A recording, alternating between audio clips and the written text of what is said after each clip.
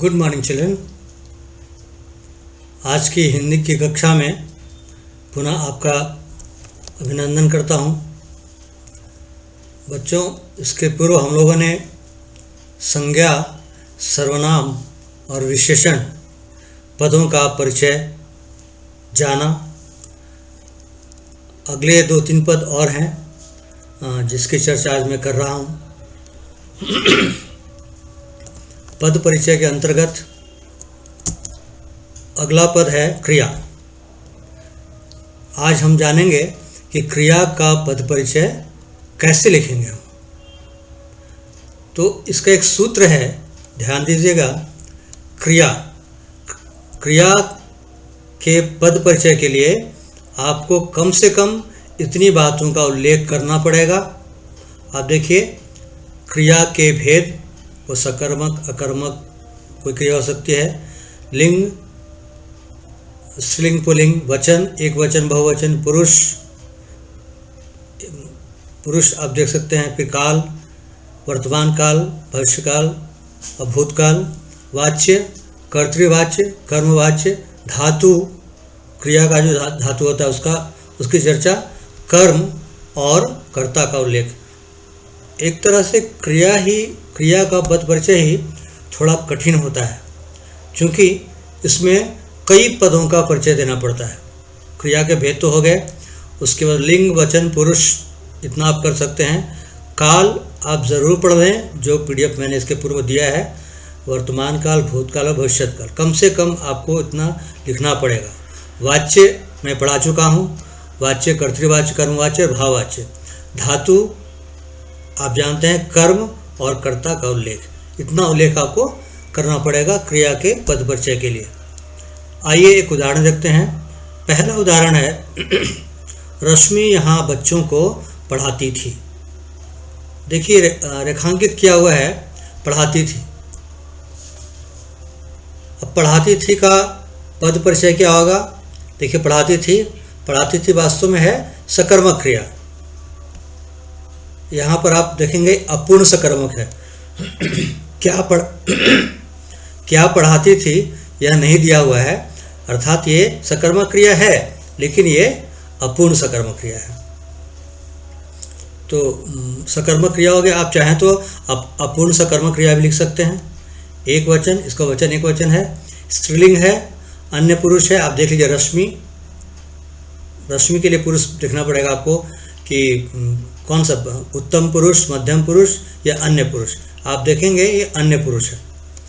वाच्य में बताना पड़ेगा आपको, कर्तृवाच्य है, कर्मवाच्य है या भाववाच्य है। यहाँ पर ये जो क्रिया है ये कर्तृवाच्य में है, और कर्ता है रश्मि। आप देख लीजिए, यहाँ पर है रश्मि, ये कर्ता है। पढ़ाती थी क्या है? ये है सकर्मक क्रिया, एक वचन, स्त्रीलिंग, पुरुष, अन्य पुरुष, कर्तृवाच्य और कर्ता रश्मि। ये पहला हो गया, पहला उदाहरण। उसी प्रकार दूसरा है, मैं आपसे दिल्ली में मिला था। अब प्रश्न आएगा, रेखांकित पद का व्याकरणिक परिचय लिखें या पद परिचय लिखें। आप सबसे पहले जो अंडरलाइन वर्ड्स होंगे, जो रेखांकित शब्द होंगे, उसको आप यहाँ पर लिखेंगे, मिला था।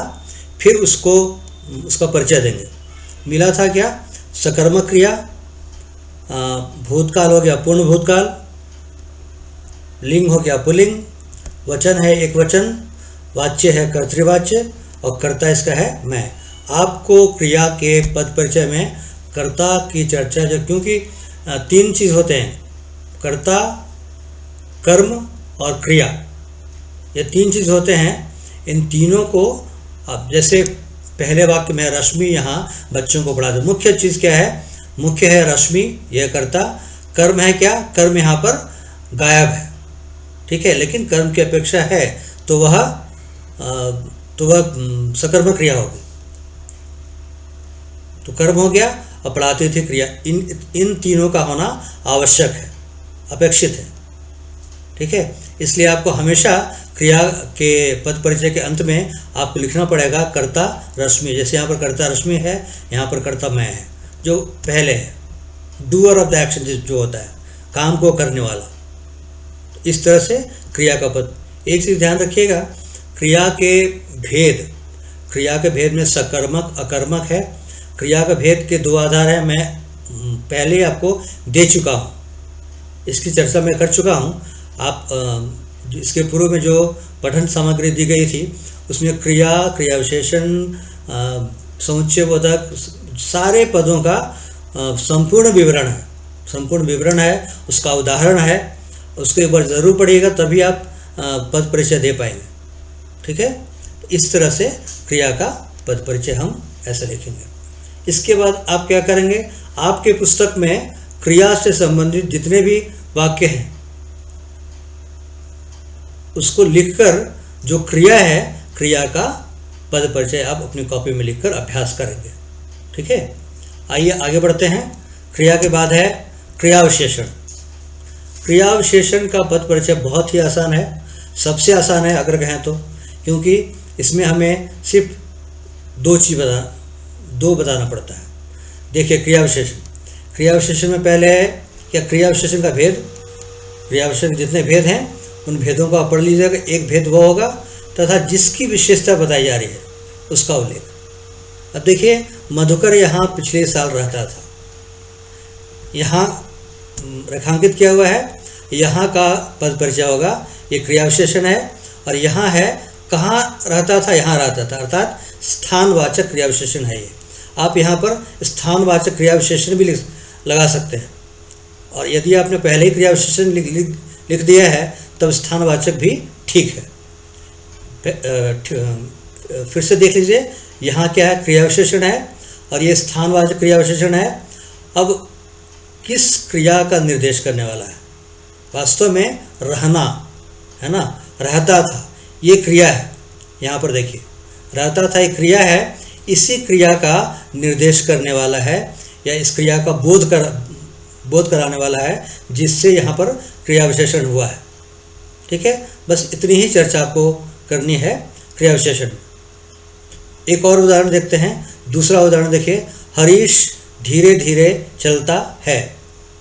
धीरे धीरे रेखांकित है, धीरे धीरे, देखिए धीरे धीरे क्या है, रीतिवाचक क्रिया विशेषण है। आप चाहें तो पहले इस तरह से जो ऊपर में लिखा हुआ था क्रिया विशेषण आप यहाँ भी लिख सकते हैं, उसके बाद लिखिए रीतिवाचक क्रिया विशेषण। मैंने 2 तरह से जानबूझकर लिखा है, क्योंकि यहाँ पर मैंने पहले लिखा है क्रिया विशेषण फिर स्थानवाचक। यहाँ पर यदि आप क्रिया विशेषण लिखते हैं तो बगल में आप सिर्फ रीतिवाचक लिखेंगे, लेकिन आप चाहें तो रीतिवाचक क्रिया विशेषण भी लिख सकते हैं। और इसका क्रिया है चलता है ना, यहाँ चल रहा है, गलती से लिखा गया है, चल रहा है। क्रिया की रीति की, इस चलने, वो जो चल रहा है उसके चलने की रीति है, चलने का तरीका उसकी विधि है, इसलिए उसे रीतिवाचक क्रिया विशेषण कहा जाता है। तो आपको बताना पड़ेगा कि जैसे पहला था रहना क्रिया का निर्देश है, क्योंकि रहना क्या है, स्थानवाचक है, तो आपको बताना पड़ेगा। यहाँ चलने का, चल रहा है, क्रिया की रीति की विशेषता बता रहा है। क्या, धीरे धीरे, कैसे चल रहा है, धीरे धीरे चल रहा है। ध्यान रखिएगा, क्रिया विशेषण अव्यय है ना, विकारी और अविकारी हम लोग पढ़ते हैं, तो ये अविकारी शब्द है। इसके पूर्व हम लोगों ने जो 3 पढ़ा था, संज्ञा, सर्वनाम, विशेषण और क्रिया, तो ये संज्ञा, सर्वनाम, क्रिया विकारी हैं, और क्रिया विशेषण समुच्चय बोधक, संबंध बोधक, विस्मयादि बोधक, ये सारे के सारे बाद वाले ये हैं अविकारी। अब विकारी और अविकारी में क्या अंतर, जैसे आप देखिए, आप यहीं देख लीजिए, धीरे धीरे चल, धीरे धीरे, ये अविकारी भी ये कभी भी नहीं बदलेंगे किसी भी अवस्था में। लिंग, वचन, कारक के कुछ भी आ जाने से, किसी भी कारण से इनका परिवर्तन नहीं होता है। अविकारी में जिसमें विकार ना आए, तो क्रिया विशेषण में कोई विकार नहीं आता है। क्रिया विशेषण जैसे है, धीरे धीरे, वो हर जगह धीरे धीरे ही लिखाएगा। अब यहाँ पर है, यहाँ है, तो यहाँ का यहाँ हमेशा यहाँ ही लिखाएगा क्रिया विशेषण। ठीक है, तो इस तरह से अविकारी शब्द है, क्रिया विशेषण हो गया। फिर से आप देख लीजिए, इसके ये बहुत आसान है, आपको सिर्फ क्रिया विशेषण का भेद जान लेना है, और जिस क्रिया का है उस क्रिया के, किस क्रिया की विशेषता बताई जा रही है उसका उल्लेख कर देना, बस आपको लिंग, वचन, पुरुष, कारक कुछ भी मेंशन नहीं करना है। आपको सिर्फ क्रिया विशेषण, उसका भेद और क्रिया किस क्रिया तथा जिस क्रिया जिसकी विशेषता बताई जा रही है उसका उल्लेख कर देना है, जैसे इन 2 उदाहरणों में किया गया। मुझे आशा है आप लोगों को समझ में आ गया होगा। इसके आगे आते हैं संबंध बोधक पदों का पद परिचय। अब संबंध बोधक क्या है? जो संबंध स्थापित कर, जैसे इसमें क्या करेंगे, सबसे पहले संबंध बोधक में भेद, संबंध बोधक के जो भेद हैं, स्थानवाचक हैं, दिशा बोधक हैं, ठीक है, इस तरह से और 3-4 उसके भेद हैं। इसका मैं आपको दे चुका हूँ पठन सामग्री, उसको एक बार पढ़ लीजिएगा। कोई भी पद, चाहे संज्ञा हो, सर्वनाम, क्रिया, विशेषण, कोई पद हो, पदों को पहले पढ़कर उसके भेदों को जानकर, भेद उपभेद संपूर्ण रूप से उसको जानकर, कुछ अभ्यास देखकर, तब आपको पद परिचय में आना है। आप यदि नहीं जानेंगे उसके भेद उपभेद तो आपको लिखने में दिक्कत होगी। संबंध बोधक में भी कुछ नहीं करना है, सिर्फ संबंध बोधक के जो भेद हैं, एक भेद होगा वो, और जिसके साथ संबंध बताया जा रहा है उसका उल्लेख, ठीक है। इसमें हमेशा 2 शब्द होंगे, क्योंकि संबंध 2 लोगों में होता है, 1 और 2, पहला और दूसरा। अब देखिए उदाहरण में पता लग जाएगा। देखिए उदाहरण है, मेरे घर के सामने एक पार्क है, के सामने संबंध बोधक पद है, इसको रेखांकित किया गया है। अब के सामने का जब हम पद परिचय देते हैं तो ये है स्थानवाचक संबंध बोधक, ये उसका भेद है। तो स्थानवाचक संबंध बोधक हो गया। यहाँ पर और पार्क में संबंध बता रहा है। मेरे घर के सामने एक पार्क है, घर और पार्क, यहाँ गलती से पर लिखा गया है घर और पार्क, इन दोनों में संबंध है, ठीक है। यहाँ पर घर ही होना चाहिए, यहाँ जी, हाँ, घर और पार्क, इन दोनों में संबंध बता रहा है। बस आपको इतनी ही चर्चा करनी है। दूसरा देखिए, नदी के पार आश्रम है, के पार रेखांकित किया हुआ है, इसका पद परिचय देखिए। के पार है दिशा बोधक संबंध बोधक, दिशा बोधक उसका भेद है संबंध बोधक का। और नदी और आश्रम में संबंध, 2 पद होंगे, एक नदी और एक आश्रम, ये 2 चीज़ आपको हर जगह में। यहाँ पर घर और पार्क है, यहाँ घर और पार्क में क्योंकि संबंध बोधक है ना, तो संबंध बोधक में संबंध बताएंगे, किसका किससे संबंध है। यहाँ घर और पार्क, तो घर का संबंध पार्क से है, यहाँ पर नदी का संबंध आश्रम से है। और के पार क्या है? ये है संबंध बोधक पद, और संबंध बोधक का भेद है दिशा सूचक या दिशा बोधक संबंध बोधक पद। इसका भेद हो गया, नदी और आश्रम में संबंध बताया जा रहा है। बस आपको 2 चीज़ों का को लिखना है संबंध बोधक पदों, ठीक है। ध्यान रखिएगा, सबसे पहले संबंध, इसके पहले मैंने क्रिया विशेषण पढ़ाया, संबंध बोधक भी अभिकारी शब्द है, ये कभी भी परिवर्तित नहीं होते, कभी बदलते नहीं हैं किसी भी स्थिति में। हर स्थिति में जहाँ भी रहें वो अपने ही रूप में, के सामने चाहे जहाँ भी रहे, के सामने हमेशा हर जगह के सामने ही होगा। पार, के पार को पार नहीं कर सकते हैं, की पार नहीं कर सकते हैं, ठीक है ना। ये अपने उसी रूप में रहेगा जिस रूप में है। तो ये है संबंध बोधक पदों का पद परिचय। मेरे ख्याल समझ में आ गया होगा। आगे बढ़ते हैं। आगे है विस्मयादि बोधक का पद परिचय। बहुत ही आसान है, एक बार आप जो पठन सामग्री मैंने दिया है उसमें सब कुछ जिक्र किया हुआ है, आप निकाल कर पहले उसको पढ़िए। विस्मयादि बोधक क्या है? ये भी एक अभिकारी शब्द है। तो इसका पद परिचय कैसे देंगे? विस्मयादि बोधक में हर्ष, भाव, शोक, घृणा, विस्मय यही होते हैं। इनमें से किसी एक भाव का निर्देश होगा, बस आपको और कुछ करना ही नहीं है। आपको देख लेना है कि वाक्य कैसा है। वाक्य या तो हर्ष सूचक होगा, या भाव सूचक होगा, या शोक सूचक होगा, या घृणा सूचक होगा, या विस्मय बोधक होगा। इन चीज़ों का बोध कराएगा तो कहलाएगा वो विस्मयादि बोधक में आएगा। किसी भी एक भाव का निर्देश करेगा, सारे नहीं, एक। वो हर्ष है, या भाव है, या शोक है, या घृणा है, या विस्मय है, कोई भी एक भाव होगा उसका निर्देश होगा। जैसे उदाहरण देखिए, सावधान आगे गहरी खाई है। यहाँ देखिए विस्मयादिबोधक चिन्ह ये है, यहाँ पर मैंने स्टार लगाकर ब्रैकेट में लिखा है विस्मयादिबोधक चिन्ह, इसका चिन्ह होता है। इसको पहचानने का सबसे आसान तरीका है, जब भी विस्मयादिबोधक पद आपसे पूछा जाएगा तो विस्मयादिबोधक जहाँ भी होगा उसके ठीक बगल में विस्मयादिबोधक चिन्ह होगा। जैसे देखिए सावधान के बाद एक विस्मयादिबोधक चिन्ह है, सावधान आगे गहरी खाई है। हाँ, सावधान का जब पद परिचय देते हैं तो ये क्या है, क्योंकि आप आश्चर्य व्यक्त कर रहे हैं ना, इसलिए ये तो विस्मयादिबोधक हो गया। ये क्या कर रहा है, चेतावनी सूचक है। आप जब विस्मयादिबोधक को पढ़ेंगे आपको बहुत सारे उसके उपभेद मिलेंगे। यह है चेतावनी सूचक शब्द। तो विस्मयादिबोधक तो है ही, एक उसका भेद हो गया चेतावनी सूचक, और चेतावनी के भाव को दर्शाने वाला शब्द है। वास्तव में किस भाव को दर्शा रहा है उसका जिक्र करना आपको होगा।